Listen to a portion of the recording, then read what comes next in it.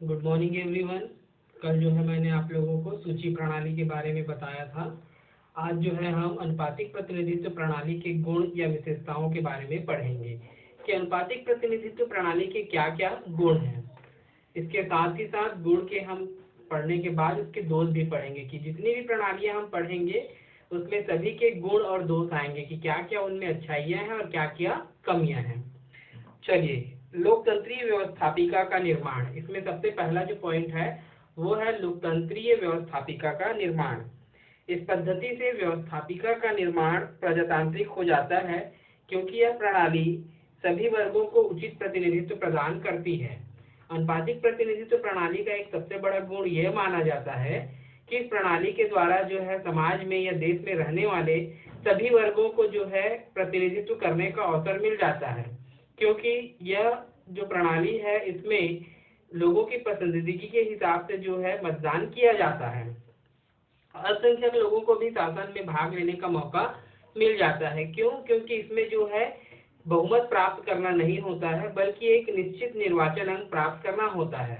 जिन देशों में जातीयता के आधार पर निर्वाचन होते हैं वहां पर अल्पसंख्यक वर्ग के लोगों को जो है मतदान में भाग लेने का अवसर नहीं मिल पाता है, क्योंकि हमारे यहाँ जो चुनाव है या जो निर्वाचन की पद्धतियां हैं उसमें जातीय समीकरण को जो है बहुत अधिक आधार माना जाता है। इस वजह से जो है इसमें अल्पसंख्यक लोगों को भी जो है चुनाव में भाग लेने का मौका मिल जाता है। दूसरा है अल्पसंख्यकों में उचित सुरक्षा की भावना।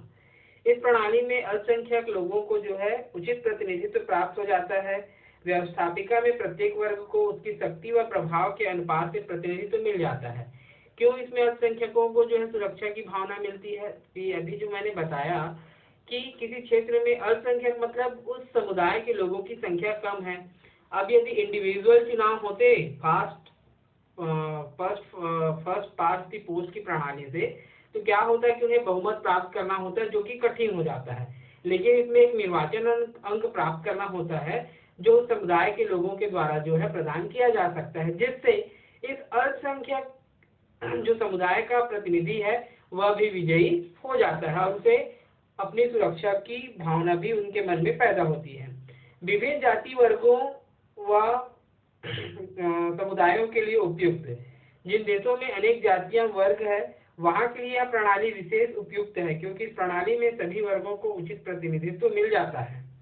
जातियों व वर्गों की संख्या के अनुसार उन्हें प्रतिनिधित्व प्राप्त हो जाता है। Professor JS. मिल ने कहा है, प्रत्येक वर्ग को अनुपात के अनुसार प्रतिनिधित्व प्राप्त हो जाता है।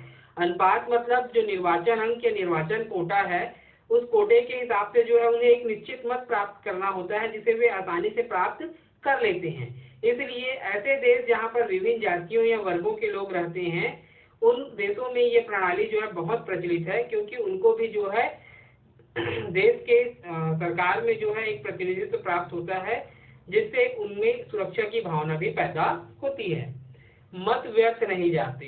अगर विशेषताओं में देखें तो सबसे बड़ी विशेषता इस प्रणाली की ये है कि इस प्रणाली के द्वारा जो है क्या होता है कि जो भी व्यक्ति मतदान करता है उस व्यक्ति का मत व्यर्थ नहीं जाता है, क्योंकि जब तक कोई व्यक्ति निर्वाचन अंक प्राप्त नहीं करता है तब तक जो है उसके मत हस्तांतरित करते जाते हैं और वो मत जो है दूसरे प्रतिनिधियों में जुड़ते जाते हैं।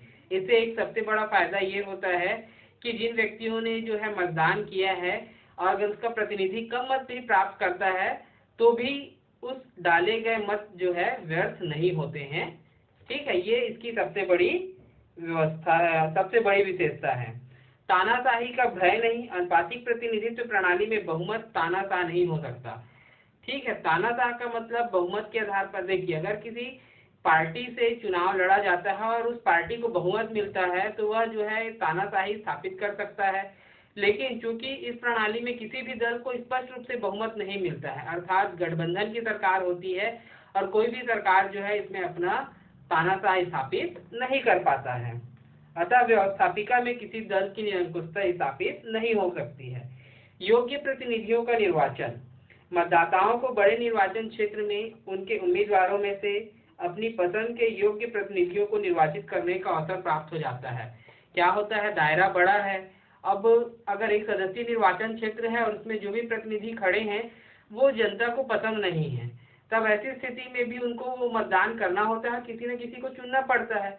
लेकिन इसमें क्या हो रहा है कि पसंदीदगी का क्षेत्र व्यापक होता है, क्योंकि एक से अधिक प्रतिनिधि होते हैं और क्षेत्र बड़ा होने से जो है लोगों को अपनी पसंदीदगी के हिसाब से जो है प्रतिनिधि चुनने का मौका मिलता है। इससे अयोग्य प्रतिनिधियों के निर्वाचन होने की संभावनाएं कम रहती है। न्याय पर आधारित, यह प्रणाली न्याय पर आधारित है, क्योंकि सभी दलों व वर्गों को प्रतिनिधित्व तो प्राप्त होता ही है, किंतु निर्वाचित होने के लिए सर्वाधिक मत की आवश्यकता नहीं होती है। फर्स्ट पास्ट द पोस्ट की प्रणाली में क्या होता है कि जो व्यक्ति सर्वाधिक मत प्राप्त करता है वो विजयी होता है, भले ही उसे कुल डाले गए मतों के 50% से भी कम मत प्राप्त क्यों ना हुए हों।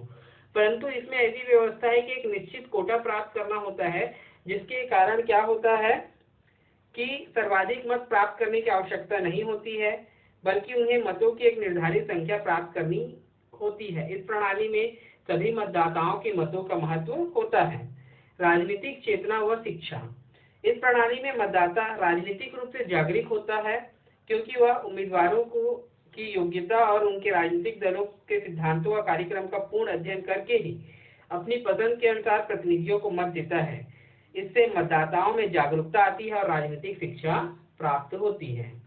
ये थे अनुपातिक प्रतिनिधित्व प्रणाली की विशेषताएं। बहुत ही सिंपल और साधारण है, एक बार आप पढ़ेंगे तो आप लोगों को याद भी हो जाएगा और समझ में भी आ जाएगा। अब देखते हैं अनुपातिक प्रतिनिधित्व प्रणाली के दोष।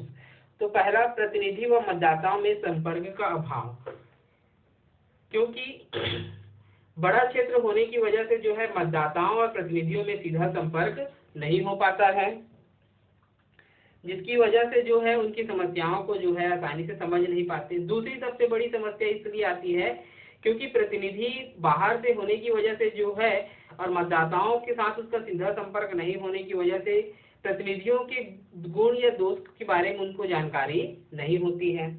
दूसरा है प्रतिनिधियों में जनता के प्रति उत्तरदायित्व का अभाव। एक निर्वाचन क्षेत्र से अनेक प्रतिनिधि चुने जाने के कारण उस क्षेत्र की जो समस्याएं हैं उन समस्याओं को दूर करने के लिए जो है ये प्रतिनिधि अपना उत्तरदायित्व नहीं लेते हैं, बल्कि एक दूसरे के ऊपर टालने का प्रयास करते हैं। जैसे अगर किसी क्षेत्र से एक प्रतिनिधि चुना जाता है तो उस क्षेत्र में जो भी कार्य होता है, चाहे अच्छा हो या उसमें कोई कमी हो, वो सारी जिम्मेदारी उसकी होती है। लेकिन उस क्षेत्र से यदि 3 प्रतिनिधि हैं तो सभी प्रतिनिधि जो है जो भी अच्छा काम हुआ है उसको अपने लाभ में या अपने ऊपर लेने का प्रयास करेंगे कि मैंने वो कार्य कराया है, लेकिन किसी चीज में कमी है उसे हमेशा वो एक दूसरे के ऊपर टालने का प्रयास करेंगे। आपके समाज में या आपके क्षेत्र में किसी प्रकार की कोई समस्या है तो आप अगर उन जनप्रतिनिधियों के पास जाते भी हैं तो वो प्रतिनिधि क्या कहेगा कि आप उसके पास चले जाइए, वो मेरे क्षेत्र के दायरे से बाहर है। इस प्रकार ये प्रतिनिधि क्या करते हैं कि उत्तरदायित्व की भावना से अपने आप को बचाते हैं या काम को एक दूसरे के ऊपर टालने का प्रयास करते हैं। तीसरा, एक जटिल प्रणाली है। स्वाभाविक सी बात है कि इसकी ये सबसे बड़ी दोष है कि इस प्रणाली को आम लोगों की समझ में नहीं आता है। इसमें मतों का हस्तांतरण, निर्वाचन कोटा की कैसे एक व्यक्ति का मत दूसरे में बढ़ता है, ये एक बहुत जटिल प्रक्रिया है जिसे आम लोग समझ नहीं पाते हैं। इसके संबंध में जो है लास्की ने कहा है, निर्वाचन प्रणाली में जटिलता का परिणाम यह होगा कि जनता में राजनीति के प्रति उदासीनता पैदा हो जाएगी। जब समाज में रहने वाले लोगों को इसके बारे में जानकारी ही नहीं होगी, उसे समझ में ही नहीं आएगा, तो वो उसके प्रति उदासीन हो जाएंगे। अच्छा, इसमें क्या होता है कि पहले पसंदीदगी के हिसाब से कोई व्यक्ति बहुत अधिक मत प्राप्त किया हुआ है परंतु वो निर्वाचन कोटा प्राप्त नहीं किया है, तो इस प्रकार वो विजयी नहीं हुआ। लेकिन दूसरे पसंद के मतों की गिनती होती है तो वो पीछे हो जाता है और बाकी लोग आगे निकल जाते हैं, या वो कह ले कि ये हार जाता है। तो ये जनता की समझ में नहीं आती है, ये एक बड़ी जटिल प्रक्रिया है। चौथा है राष्ट्रीय एकता के लिए घातक। राष्ट्रीय एकता के लिए घातक इसलिए क्योंकि इसमें किसी भी दल को जो है स्पष्ट बहुमत नहीं मिल पाने की वजह से जो है एक स्थायी सरकार का निर्माण नहीं होता है। स्थायी सरकार का निर्माण ना होने की वजह से ये सरकार जो है वो अस्थायी होती है, इसके कभी भी गिरने की संभावना बनी रहती है, देश में स्थायित्व नहीं आ पाता है, विकास के कार्य नहीं हो पाते हैं। फाइवर ने इसके संबंध में कहा है कि इसमें समस्त राष्ट्र में अनेक गुट या समूह बन जाते हैं जो राष्ट्र की एकता के लिए घातक होते हैं। ठीक है। अल्पसंख्यकों के हितों के विरुद्ध अनुपातिक प्रतिनिधित्व प्रणाली में अल्पसंख्यकों के हितों की पूर्ण गारंटी नहीं होती, क्योंकि व्यवस्थापिका में निर्णय बहुमत से लिए जाते हैं, अल्पमतों की नीति की अपेक्षा होती है। ठीक है, इसमें बताया गया है कि अल्पसंख्यक वर्ग का व्यक्ति चुनाव में जीतकर प्रतिनिधि के रूप में जाता है, परंतु जो भी निर्णय लिए जाते हैं वो बहुमत में लिए जाते हैं। तब ऐसी स्थिति में यदि वह उनके अगेंस्ट है तब भी उसके बहुमत का या मत का कोई वैल्यू नहीं रहता है। इससे जो है अल्पसंख्यक के वर्गों के हितों की अवहेलना होती है। सरकार की अस्थिरता।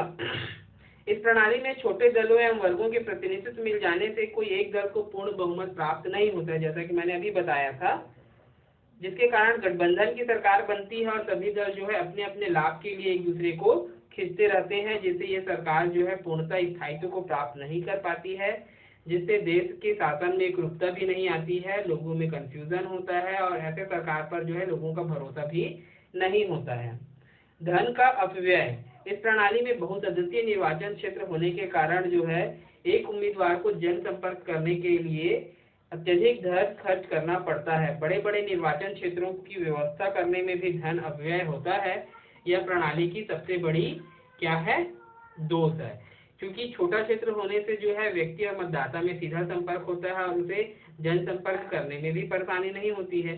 लेकिन आप सोचिए कि एक बहुत बड़ा क्षेत्र है तो उससे क्या होगा कि जो भी प्रतिनिधि है उसको अपने वार्ड के मतदाताओं से संपर्क करने के लिए जो है अत्यधिक धन खर्च करना पड़ेगा, जिससे अधिक धन अपव्यय होता है। ठीक है बच्चों, ये थे अनुपातिक प्रतिनिधित्व प्रणाली के गुण एवं दोष। किसी भी प्रकार का डाउट होने पर जरूर पूछे, हालांकि कोई पूछता नहीं है मेरे से, बट जरूर पूछे। Thank you.